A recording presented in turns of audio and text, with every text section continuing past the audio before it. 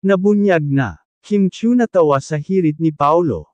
Mga ka-celebrity hub, isang nakakakilig at nakakatawang eksena na naman mula kina Kim Chiu at Paulo Avellino ang naging viral, at ngayon, nabunyag na ang hirit ni Paulo na ikinatawa ng husto ni Kim.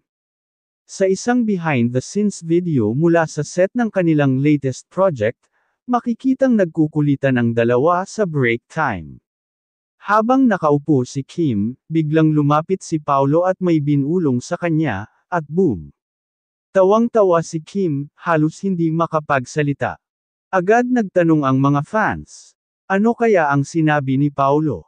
Grabe yung tawa ni Kim, parang sobrang kilig na may halong hiya. Hindi nagtagal, nabunyag sa isang fan account ang sinabi raw ni Paulo, "Oh, smile ka na, para sa future husband mo, ako yun, FYI." What? Kaya pala halos mapahiga sa kakatawa si Kim. Dagdag pa ng mga netizens.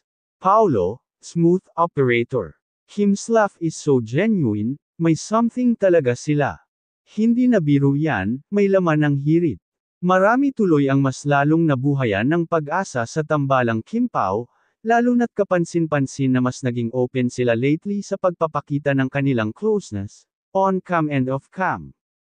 Sabi nga ng isang fan, pag ang biro may halong totoo, mas nakakakilig. At kung ang reaksyon ni Kim ang pagbabasehan, mukhang hindi lang siya natuwa, kinilig din siya.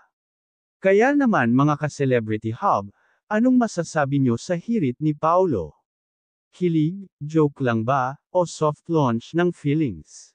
Ay comment na ang inyong reaksyon at huwag kalimutang like, share at subscribe para sa mas marami pang exclusive at nakakakilig na updates, dito lang sa Celebrity Hub.